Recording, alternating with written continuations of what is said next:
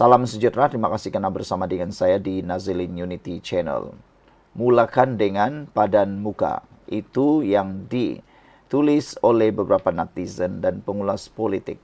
Mereka memberikan tanda padan muka kepada lelaki ini.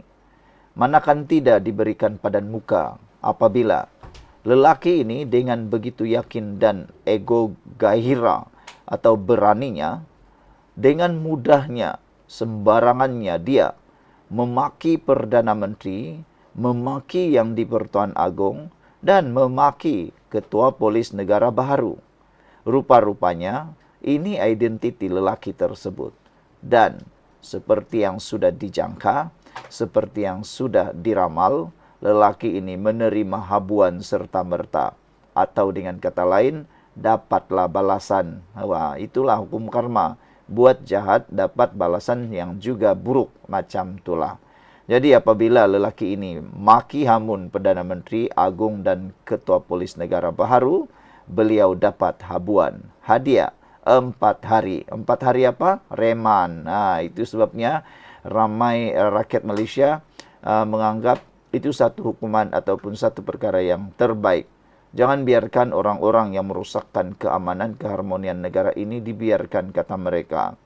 Pada membuat hantaran menggunakan kata-kata kesat terhadap yang di-Pertuan Agong Sultan Ibrahim dan Perdana Menteri Datuk Seri Anwar Ibrahim, seorang lelaki direman selama 4 hari. Itulah itu yang dikata oleh para netizen padan muka. Jangan simpan orang yang macam ini, kata mereka. Sebelum itu, sebelum kita teruskan ulasan yang hebat ini, saya nak perkenalkan kepada Anda semua, ini Transfer Factor for Life, terapi imun yang meningkatkan daya imun badan kita sehingga 400%. Ini bukan obat, tapi ini terapi imun yang memberikan imun badan kita kebijaksanaan luar biasa. Dengan terapi imun Transfer Factor for Life ini, imun badan kita menjadi kuat dari dalam. Oleh sebab itulah, kita dapat melawan pelbagai penyakit daripada dalam tubuh badan kita. Secara ringkasnya, kita kena penyakit kerana imun badan kita yang lemah. Secara ringkasnya, kita kena penyakit kerana imun badan kita yang menjadi bodoh. Ada pelbagai faktor yang menyebabkan imun badan dan juga imun badan kita menjadi bodoh dan lemah. Oleh sebab itu, Transfer Factor for Life membantu meningkatkan imun badan kita supaya kita pulih daripada semua jenis penyakit dengan peningkatan daya imun tubuh badan kita. Produk ini lulus KKM, produk ini diperakui dan diiktiraf oleh doktor-doktor di seluruh dunia, dan produk ini juga adalah produk yang halal. Mau dapatkan produk terapi imun ini, hubungi nombor telefon yang tertera WhatsApp. Baiklah, saudara-saudara sekalian, lelaki yang telah menggunakan kata-kata kesat terhadap yang di-Pertuan Agong dan Perdana Menteri, kini telah direman. Dia ditahan di Shah Alam pada 21 Jun lalu untuk siasatan lanjut oleh unit siasatan jenayah terkeras Bukit Aman. Menurut Ketua Polis Perak, Datuk Dor Hisham Nordin, sebanyak 10 laporan polis dibuat di seluruh negara berhubung hantaran keterlaluan itu. Dengan laporan pertama di Temuh Tapa, difahamkan pasukan siasatan telah merakam keterangannya dan suspek kini direman di lokap Ibu Pejabat Polis Daerah Dangwangi. Terdahulu tular tangkap layar hantaran seorang pengguna Facebook yang mencaci maki pelantikan Datuk Seri Muhammad Khalid Ismail sebagai Ketua Polis Negara susulan kesalahan infografik sinar harian. Bukan itu sahaja, lelaki berkenan turut melampau apabila mengeluarkan perkataan mencarut terhadap Sultan Ibrahim dan Anwar lantaran menganggap pelantikan Khalid sebagai lantikan politik. Saudara-saudara sekalian, perbuatan seperti ini memang kita kutuklah.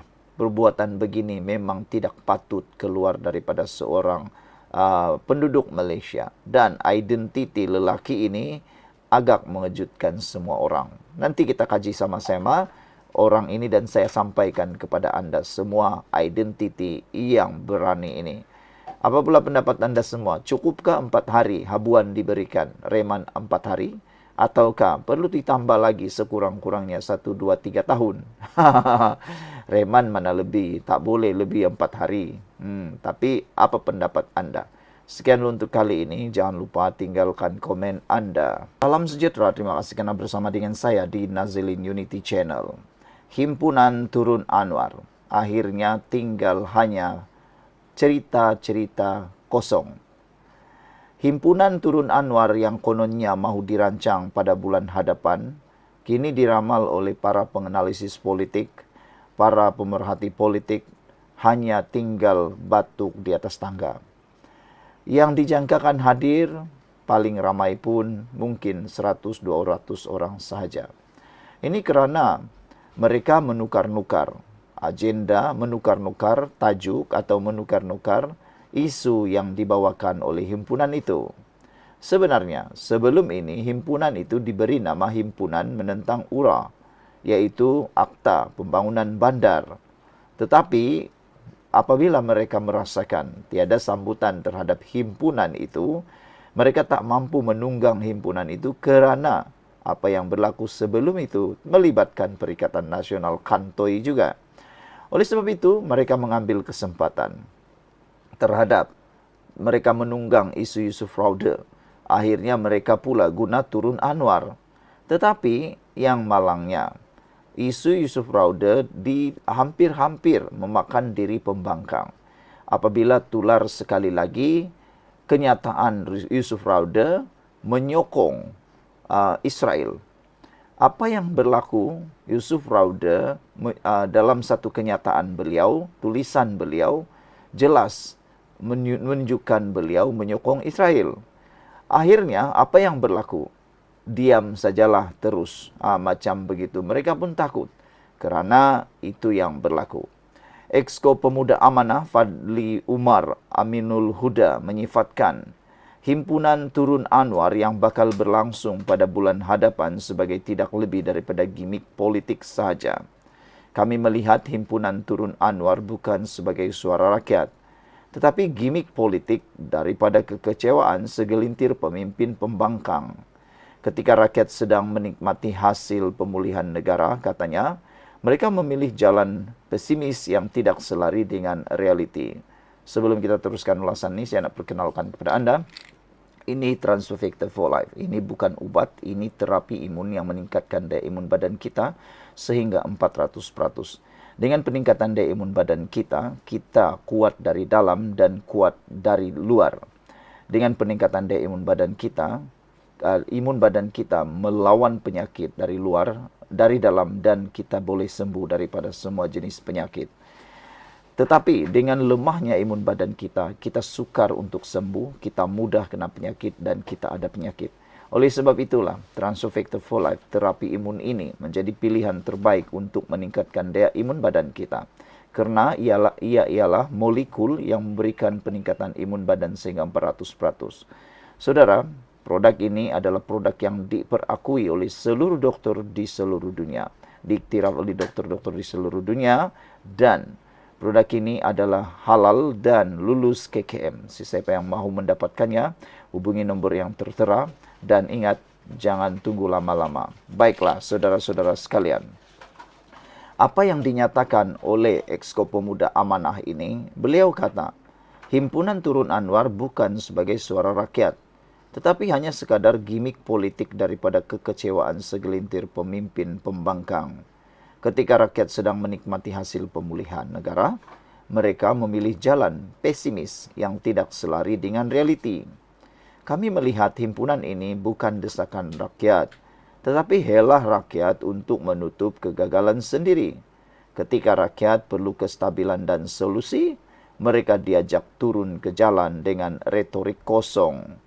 Himpunan Turun Anwar Anjuran PAS dijadualkan berlangsung pada 26 Julai di Kuala Lumpur.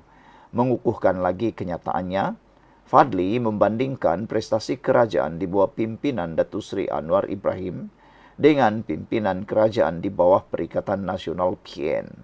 Di bawah pentadbiran Datuk Seri Anwar Ibrahim, Malaysia menunjukkan kemajuan.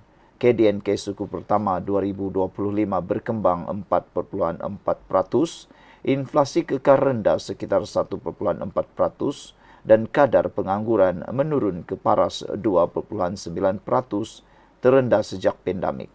Penjimatan lebih 4 bilion ringgit hasil rasionalisasi subsidi telah diagih semula kepada golongan rentan. Isu harga telur yang dulu mencetus panik kini terkawal. Di bawah Kementerian Pertanian yang diterajui YB Muhammad Sabu, harga telur distabilkan sekitar 42 sen sebiji dan bekalan kembali stabil jauh lebih baik berbanding zaman Perikatan Nasional Memerintah. Era pemerintahan PAS dan Perikatan Nasional PN pula menyaksikan dasar ekonomi bercelaru, pelabur lari dan tiada hala tuju jangka panjang. Negeri-negeri di bawah PAS kekal ketinggalan dan banyak indikator sosioekonomi. Ironinya, sehingga kini Perikatan Nasional masih gagal menamakan calon Perdana Menteri mereka. Himpunan ini pula hanya digerakkan oleh PAS.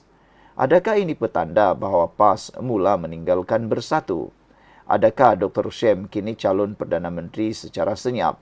Soalnya merujuk kepada Datuk Seri Ahmad Samsuri Mokhtar.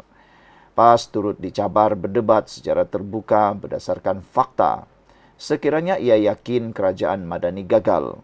Kami mencabar pimpinan PAS jika benar yakin kerajaan ini gagal, tampil ke pentas debat terbuka. Jangan sembunyi di balik ceramah.